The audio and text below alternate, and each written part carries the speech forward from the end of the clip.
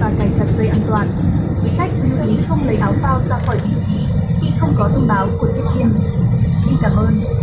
Ladies and gentlemen, you'll be landing in a few minutes.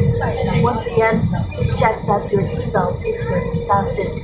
Please be informed that passengers are not to remove the life vest from its location unless instructed by cabin crew. Thank you.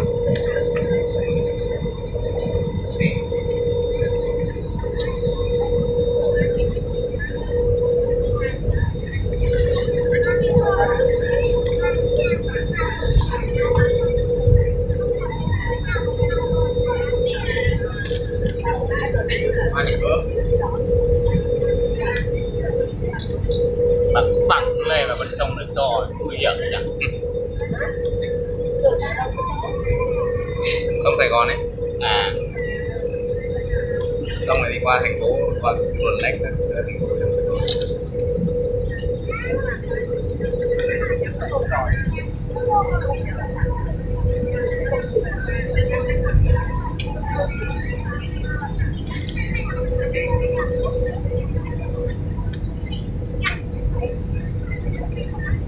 Đây bến xe trường học tùm lum theo giao thông đủ thứ.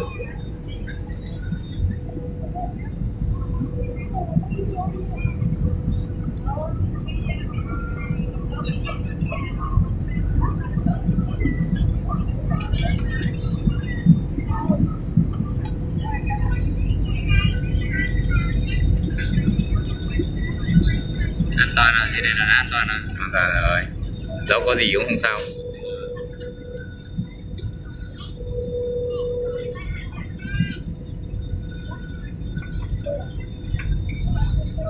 Chưa chạm đất.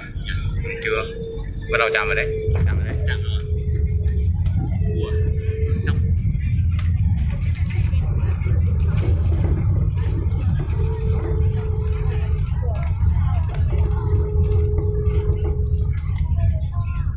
Cỡ này không? Nó đùa đâu. Thế là an toàn à?